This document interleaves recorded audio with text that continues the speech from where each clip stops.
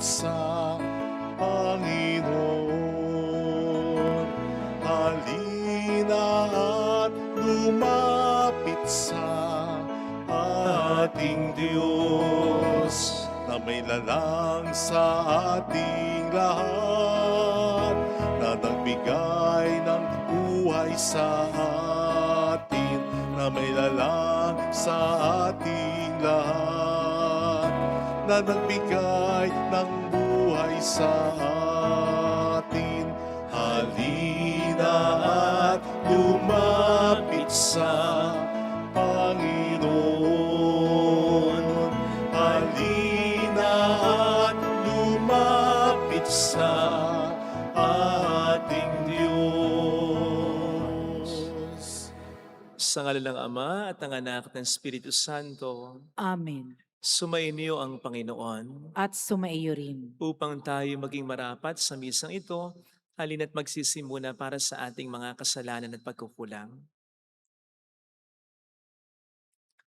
Tayo pong lahat, inaamin ko sa makapangyarihang Diyos at sa inyo mga kapatid, na lubha akong nagkasala sa isip, sa salita at sa gawa, at sa aking pagkukulang. Kaya sinasamo ko sa mahal na Birheng Maria, sa lahat ng mga anghel at mga banal, at sa inyo mga kapatid, na ako'y ipanalangin sa Panginoong ating Diyos. Kaawaan tayo na mapagmahal na Diyos, patawarin sa ating mga sala, at patnubayan hanggang sa buhay na walang hanggan. Amen.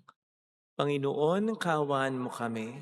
Panginoon, kaawaan mo kami. Kristo, kaawaan mo kami. Kristo, kaawaan mo kami. Panginoon, kaawaan mo kami. Panginoon, kaawaan mo kami. Yumuko tayo, maaring ibulong sa Panginoon ang ating intensyon. Manalangin tayo. Ama naming makapangyarihan, niloob mo ang iyong anak ay mabayubay sa krus para sa aming lahat, upang ang paniniil ng kalaban ay kanyang mabigyang wakas. Ipagkaloob mong amin nawang makamtan ang pagkapalang kaloob ng muli niyang pagkabuhay bilang tagapamagitan kasama ng Espiritu Santo magpa sa walang hanggan. Amen. Ang salita ng Diyos mula sa aklat ni Propeta Isaias. Ang makapangyarihang Panginoon ang nagturo sa akin ng sasabihin ko para tulungan ang mahihina. Tuwing umagay, nananabik akong malaman kung ano ang ituturo niya sa akin. Binigyan niya ako ng pangunawa. Hindi ako naghimagsik ni tumalikod sa kanya. Hindi ako tumutol nang bugbugin nila ako. Hindi ako kumibo nang ako'y kanilang insultuhin. Pinabayaan ko silang bunutin ang buhok ko't balbas. Gayon din nang luhurhan nila ako sa mukha. Ang mga pagdustang ginawa nila'y di ko pinapansin, pagkat ang makapangyarihan Panginoon ang tumutulong sa akin. Handa akong magtiis pagkat aking batid na ang sarili ko'y di mapapahiya. Ang Diyos ay malapit at siya ang nagpatunay na wala akong sala. May mga hasbang maghabla sa akin, magharap kami sa hukuman, at ilahad ang kanyang bintang. Ang Panginoon mismo ang magtatanggol sa akin. Ang salita ng Diyos. Salamat sa Diyos. Poon ako'y iyong dinggin sa panahong iyong ibigin. Poon, ako'y iyong dinggin sa panahon iyong ibigin. Dahilan sa iyo ako'y inaglahi, napahiyang lubos sa pagkaunsyami sa mga kapatid parang ako'y iba. Kasambahay ko na di ko kilala, ang pagmamahal ko sa banal mong templo. Matinding matindi sa kalooban ko, sa aking bumagsak paghamak sa iyo. Poon, ako'y iyong dinggin sa panahong iyong ibigin. Kaya naman ako'y wala nang magawa, ang inasahan kong habag ay nawala. Niwalang umaliw sa buhay kong aba. Sa halip na pagkain, nang ako'y nagutom, ang dulot sa aking mabaksik na lason. Suka, di tubig ang ipinainom. Poon, ako'y iyong dinggin sa panahong iyong ibigin. Pupurihin ang Diyos aking aawitan, dadakilain ko't pasasalamatan. Kung makita ito ninyong mga dukha, sila ay sasamba sa akin ng tuwa.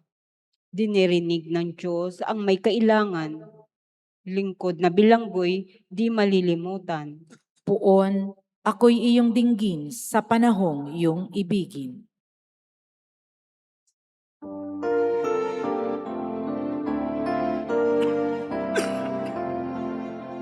Di ba't sadyang may kapang sarili, dapat kainan ng pagsisilbi at pamangha, ligaya'y tatalisay pag sa kapwa-buhay mo ay naalay. Bawat galing gamitin sa paglingap, laging damhin kung may naghihirap. At tandaan, ganyang pagmamahalan, unang-unang atas ng kabanalan.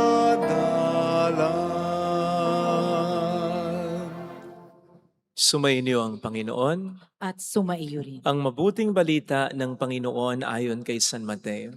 Papuri sa iyo, Panginoon. Si Judas Iscariote, isa sa 12, ay nakipagkita sa mga punong saserdote. Ano po ang ibibigay niyo sa akin kung tulungan ko kayong madakip sa Jesus? Tanong niya. Noon din ay binilangan nila siya ng 30 salaping pilak. Mula noon humanap na si Judas ng pagkakataon upang maipagkanulo si Jesus. Dumating ang unang araw ng kapistahan ng tinapay na walang lebadura. Lumapit kay Jesus ang mga alagad at nagtanong, "Saan po niyo ibig na ipaghanda namin kayo ng hapunang Pampaskwa?" Sumagot siya, "Pumunta kayo sa lungsod at hanapin ninyo ang taong ito. Sabihin sa kanyang ganito ang ipinasasabi ng guro, malapit na ang aking oras. Ako at ang mga alagad ko'y sa bahay mo kakain ng hapunang Pampaskwa." Sinunod ng mga alagad ang utos ni Jesus at inihanda nila ang hapunang Pampaskwa. Nang gabing iyon, dumulog sa hapag si Jesus kasama ang 12 alagad. Samantalang sila'y kumakain, nangusap si Jesus.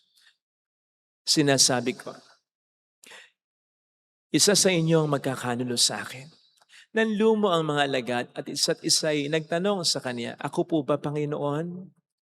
Sumagot siya, "Ang kasabay kong sumausaw sa mangkok ang siyang magkakanulo sa akin. Papanaw ang anak ng tao ayon sa nasusulat, ngunit sa aba ng magkakanulo sa kanya, mabuti pang hindi na pinanganak ang tao ngayon." Si Judas na magkakanulo sa kanya ay nagtanong din, "Guro, ako po ba?" Sumagot si Jesus, "Ikaw na ang nagsabi." Mga kapatid, ang mabuting balita ng Panginoon. Pinupuri ka namin, Panginoong Hesukristo. Welcome sa Our Lady of Lazaret Quasay Parish, kung saan ayos lang pong umiyak at samahan tayo ng mahal na ina sa pag-iyak at sa pagdarasal upang maging maayos ang lahat. Bukod kay Kristo, ang pinaka-focus po ng Miyerkules Santo ay si Judas, ang nagtaksil kay Kristo. Pero bakit nga ba nagawa ni Judas ito? Naitanong ko po yan kasi nasusurpresa ako sa maraming mga dahilan na binibigay ng maraming tao tungkol dito. Una, nandiyan ang pagkasilaw ni Judas sa pera, kung kaya kahit sa halaga lamang ng isang alipin noon ay ibinenta niya ang Panginoon. Ang nag-trigger daw nito ay yung pagkaunsyame ng pagkuha ni Judas sa porsyento na makukuha niya sana sa halaga ng pagbibilan ng pabango na pinuhos nga po ni Maria sa mga paa ni Kristo.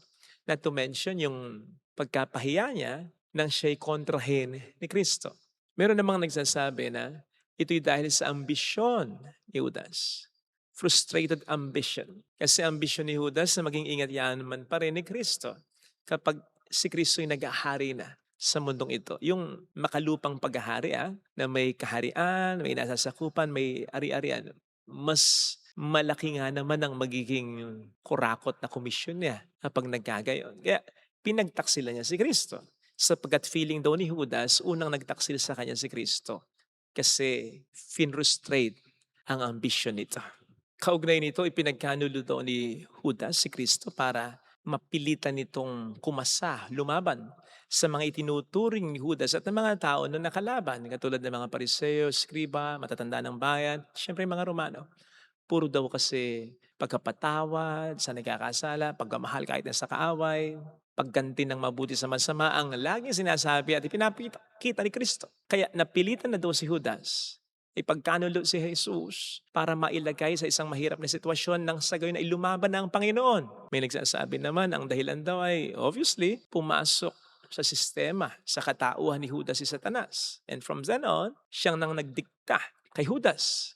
At marami pang ibang mga dahilan, come to think of it, ilan pa mang mga dahilan yan, gaano pa man ka-convincing na mga kadahilanan yan. Meron nga bang dahilan na sasapat upang ang Diyos o ang sino mang taong sa atin ay tunay na nagmamahal ay ating pagtaksilan? Meron ba? Wala. Walang sapat na dahilan. Kaya nga ako kung minsan, pinipigil ko na lang ang sarili ko, kapag may mga nagko-confess sa akin o nagko-confide na nagtaksil, nagrebelde sa Diyos, gumawa ng mga kasalanan. And then ang dahilan ay dahil sa ang Diyos sa kanila ay nagkulang, nagtaksil. May inaasahan sila, hindi tinupad ng Diyos, hindi binigay ng Diyos. Nagkulang daw ng paggabay ang Diyos, ng biyaya ang Diyos. Nagkasakit sila, sumadsad ang negosyo nila, nasira ang pamilya nila, something like that. Kaya sa Diyos ay nagtaksil, nagrebelde, nagkasala sila. As I said, pinipigil ko lang yung sarili ko. Pero sinasabi ko pa rin, sa maganda lang din naman ang paraan na, kapatid, hindi pa rin ito sapat na dahilan upang ang Diyos ay yung layuan, ipagpalit sa iba, pagtaksilan, upang ikay makagawa ng maraming mga kasalanan. Sa pagsisigurado ko sa iyo, kapatid, walang sino mang makapagmamahal sa iyo kahit nakatiting lamang ng pagmamahal ng Diyos sa iyo. Hindi ibig sabihin yung mga pangit na nangyayari sa iyo, may kinalaman ng Diyos o gusto ng Diyos, at hindi rin ibig sabihin na pinababayaan ka ng Diyos. Bakit ka magtataksil? Nagagalit, magtatampo sa Diyos? You see, alam po ninyo, nakikita ko na lang common denominator ng mga nagtataksil sa Diyos, nagkakasala sa Diyos, o sa asawa, sa kahit sino pa na mahal nila at nagmamahal sa kanila. Lagi itong may dahilan. Laging may dahilan kung bakit sila nagtaksil sa kanilang pinagtaksilan. At yung dahilan na yan ang pupuntiryahin yung kasalanan o pagkukulang na kanilang pinagtaksilan. Naiintindihan ko naman. Bakit? Yun ang paraan nila para gumaan ang kanilang kasalanan. Ibabalik nila ang sisi sa kanilang pinagtaksilan. Kaya naiintindihan natin yan. Defense mechanism yan. Ang hindi ko maintindihan ay kapag yung pinagtaksilan na siya pang naghahanap ng dahilan. Bakit siya pinagtaksilan? Why they keep on asking, saan ba ako nagkulang? Ano bang kasalanan ko? Siguro kung ginawa ko ito, kung ganito ang sitwasyon, hindi niya ako luloko, hindi niya ako pagtataksilan, hindi niya ako sasaktan. Stop it, kapatid. Tigil na. Sapagkat ang taksil ay taksil. Pagbali-balik ta rin mo man.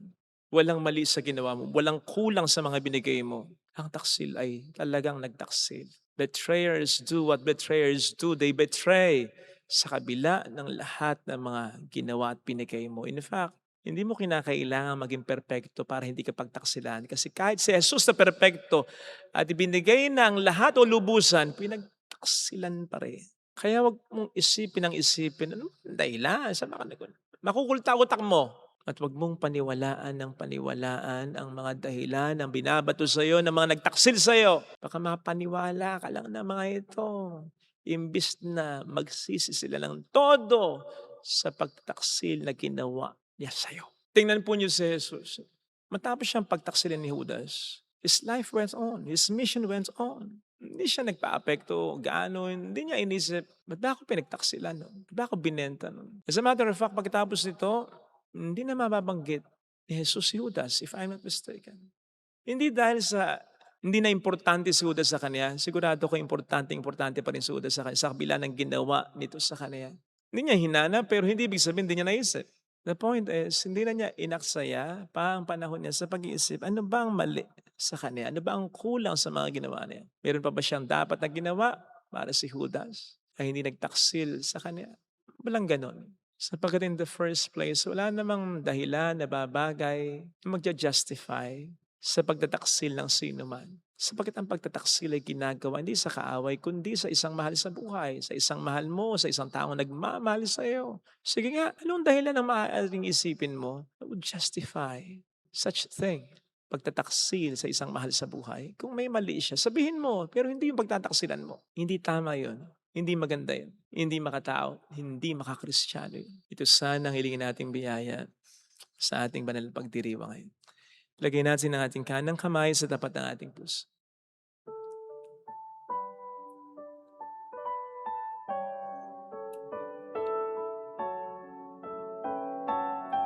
Awitin natin. Alam kong may magagawa ang Diyos.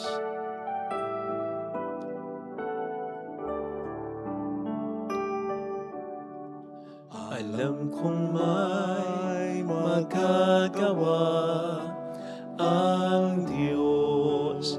Alam kong may magagawa ang Diyos. Alam kong may magagawa Walang imposible sa Kanya. ang Diyos.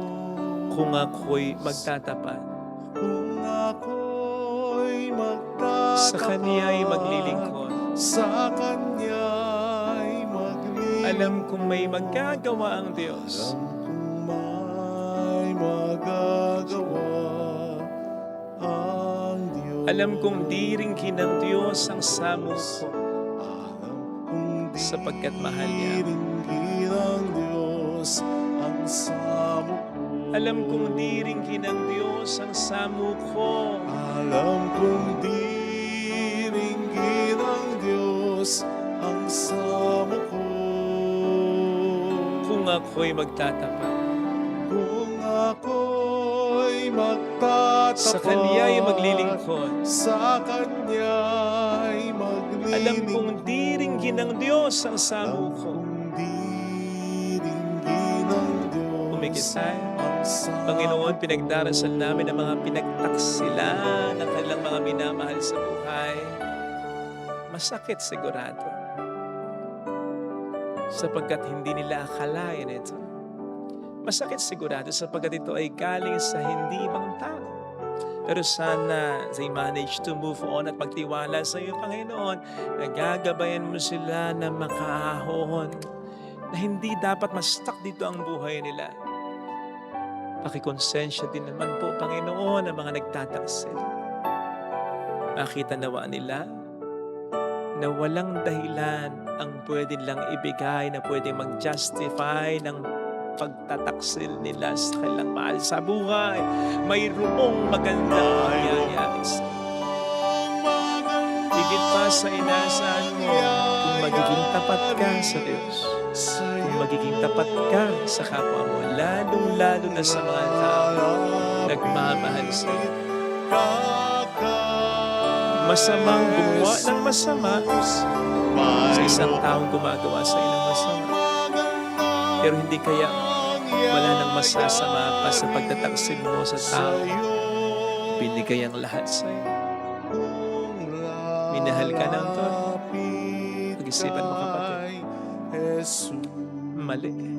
Ay, hindi lang mali. Maling-mali.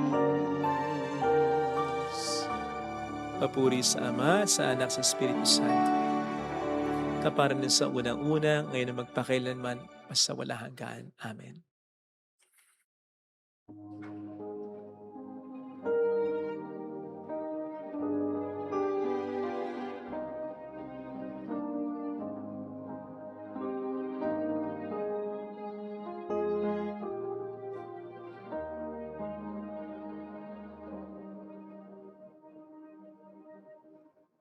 Aming dalangin, iyong pagpapala sa iyong hapag. Aming inihanda ang tinapay na ito na nagbibigay ng buhay. Aming iaalay sa iyong mga kamay. Pinupuri ka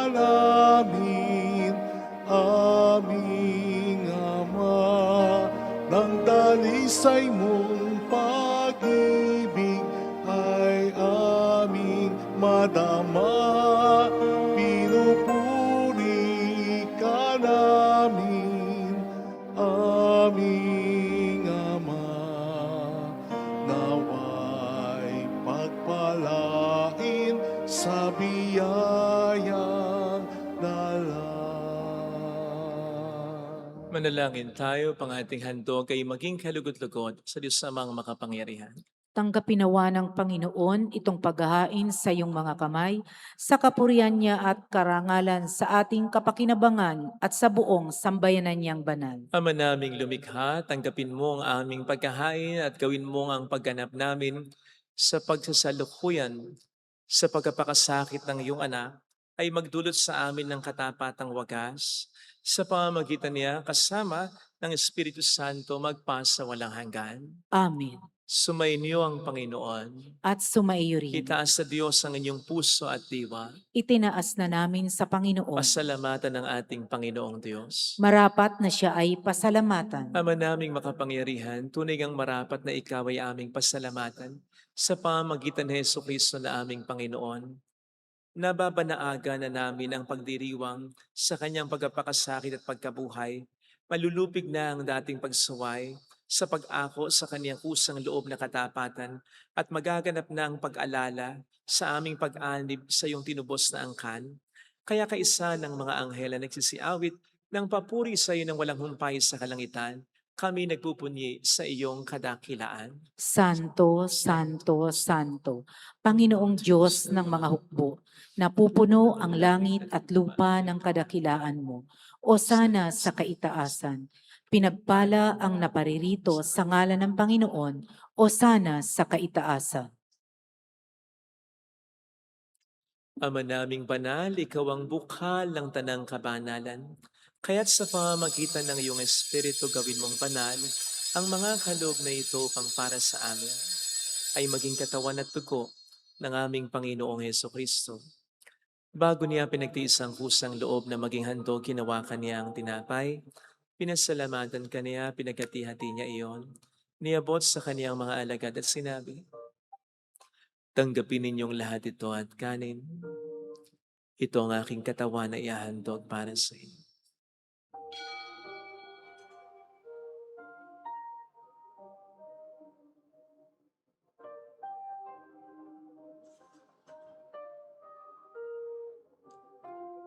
Gayun din naman nang matapos ng hapunan, nawakan niya ang kalis, muli kaniyang pinasalamatan. Iniabot niya ang kalis sa kaniyang mga alagad at sinabi, tanggapin ninyong lahat ito at inumin. Ito ang kalis ng aking dugo ng bago at walang hanggang tipan. Ang aking dugo na ibubuhos para sa inyo at para sa lahat. Sa ikapagpatawad ng mga kasalanan, gawin niyo ito sa pag-alala sa akin.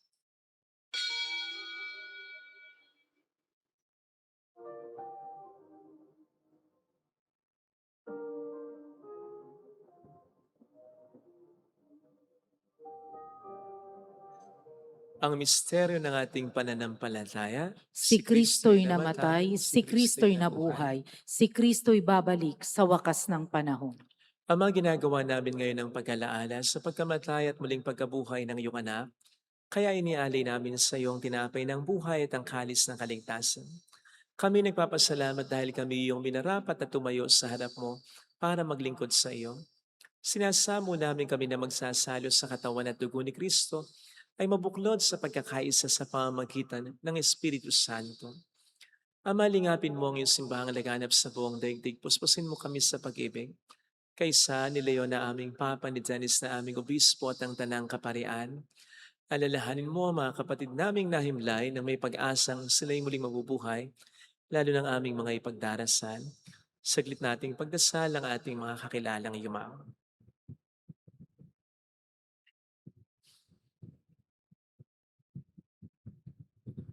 Kaawaan mo sila at patuloyin sa iyong kaliwanagan. Kaawaan mo at paging tapatin kaming lahat na makasalo sa iyong buhay na walang wakas. Kaisa ang mahal na Birhen ng Lasalet, ang ina ng Diyos, San Jose ang kabiyak ng kanyang puso, lahat ng mga banal na namuhay dito sa daigdig ng kalugod-lugod sa iyo. May pagsiwang naman namin na pagpupuri sa ikararangal mo. sa pamamagitan ng iyong anak na aming Panginoong Jesucristo. Sa pamamagitan ni Kristo, kasama niya at sa Kanya, ang lahat ng parangal, papuri ay sa iyo, Diyos amang makapangyarihan, kasama ang Espiritu Santo, magpasawalang hanggan. Amen,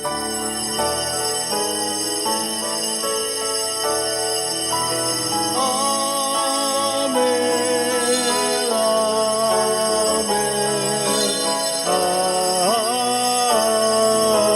amen.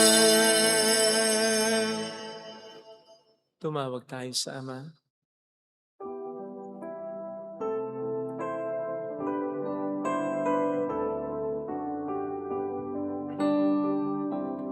Ama namin, sumasalangit ka, sambahin ang ngalan mo, mapasamin ang kaharian mo, sundin ang loob mo dito sa lupa para ng sa langit. Bigyan mo kami ngayon ng aming kakanin sa araw. At patawarin mo kami sa aming mga sala, para na pagpapatawad namin sa nagkakasala sa amin. At huwag mo kaming ipaintulot sa tukso, at iadya mo kami sa lahat ng masama.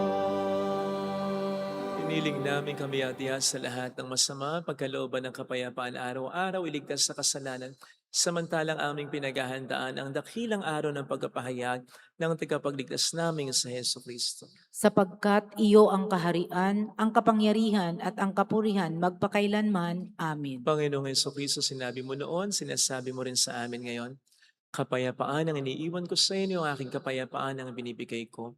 Tunghayin mong aming pananampalataya, huwag ang aming pagkakasala. Pagkalooban mo kami ng kapayapaan at pagkakaisayon sa iyong kalooban, kasama ang Espiritu Santo magpasa walang hanggan. Amen. Ang kapayapaan ng Panginoon ay sumainyo nawang lahat At sumaiyo rin. at sumainyo rin. Magbigayan tayo ng kapayapaan sa isa't isa. Peace be with you. Kapayapaan. Kordero ng Diyos na nag-aalis ng mga kasalanan ng sanlibutan, maawa ka sa amin. Kordero ng Diyos na nag-aalis ng mga kasalanan ng sanlibutan, maawa ka sa amin. Kordero ng Diyos na nag-aalis ng mga kasalanan ng sanlibutan, ipagkaloob mo sa amin ang kapayapaan.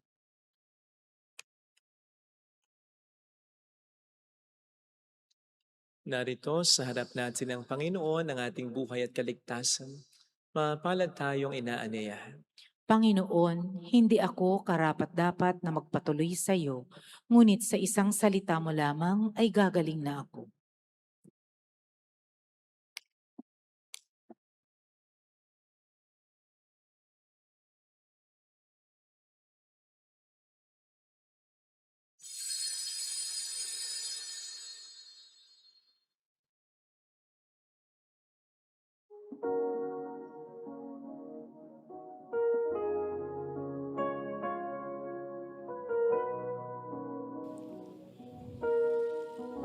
Panalangin para sa espiritual na pakikinabang.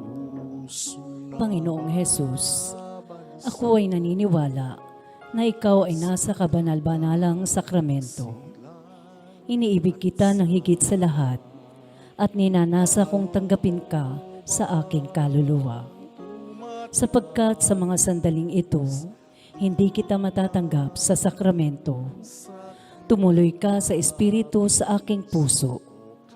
Niyayakap kita na para bang naririto ka na. Inaalay ko ng buong buo ang aking sarili sa iyo. Huwag mong hayaang mawalay ako sa iyo. Amen. Lubos na nakalimutan, pag-ibig mo ang kasagutan.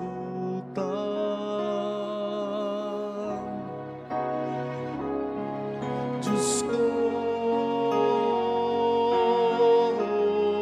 Diyos ko, ang buhay ko ay laan sa'yo. Walang ibang ninanais maliban sa pag-ibig mo. Diyos ko, Diyos ko, gawin mong muli ako sa'yo. Muling ipaubaya ang sarili sa iyong pagkalinga. Muling ipaubaya ang sarili sa iyong pagkalinga.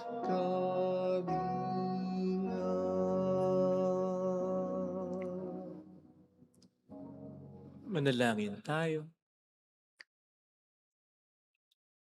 Ama naming mapagmahal, pakundangan sa pagkamatay ng iyong anak, at sa pagdiriwang na ito ay siyang nagaganap, ipagkaloob mong kami makapanalig ng wagas sa kaloob mo sa aming buhay na walang wakas, sa pamamagitan ni Jesucristo kasama ng Espiritu Santo magpasa walang hanggan. Amen. Holy God, Holy Mighty One, Holy Immortal One. Have mercy on us and on the whole world. Holy God, Holy Mighty One, Holy Immortal One. Have mercy on us and on the whole world. Holy God, Holy Mighty One, Holy Immortal One. Have mercy on us and on the whole world. Jesus, King of Mercy, We trust in you. alalahanin. Alalahanin, O mahal na Birhen ng Lasalet, ina ng pag-asa, ikaw ang nagpaalala sa aming magbalik loob sa Ama. Ito ang nagpapatunay na ang kagandahang loob mo'y nanatiling busilak. Sa pag-aaruga mo sa amin, tungkulin mo'y tinupad. Sa paanan ni Kristo'y itinuring mo kaming mga tunay mong anak. Kaya ninais mong ni isa'y huwag mapahamak. Maging sa iyong walang tigil na pananalangin, pati luhay pumatak. Huwag namang mawala ng saysay ang iyong paghihirap. Hiling nawa namin sa iyo, o aming inang liyap, na matapos ang pakikibaka namin sa mundong ito at sa pananatili naming tapat kay Kristo, sa kapurihan mo'y makibahagi kaming ganap, upang kung nasaan ka ngayon ay maparoon din kaming lahat, at ang kaganapan ng kaluwalhatian ng Diyos Ama'y tuluyang matupad, siya nawa. Mahal na Birhen ng Lasalet at kapagkasundo ng mga makasalanan. Ipanalangin mong walang patid kaming mga dumudulog sa iyo. Maraming pong salamat sa inyong pakikisa at sa walang sawa niyong pagtulong na nagiging dahilan para makatulong din po tayo sa iba. Salamat po. Sumainyo ang Panginoon. At sumaiyo rin. Pagpalain kayo kasama ng ating pamilya na mapagmahal na Diyos, ng Ama at ng Anak, ng Espiritu Santo. Amen. Pumayo tayo sa kapayapaan ni Kristo. Salamat sa Diyos. Salamat din po.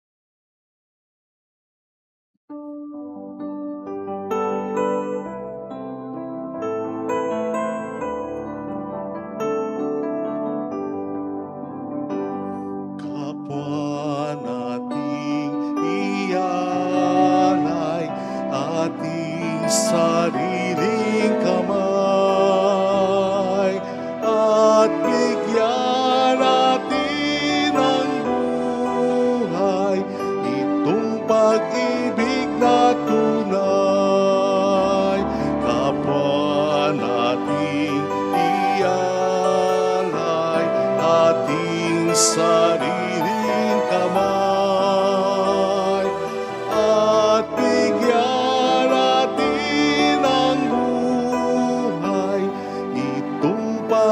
pag-ibig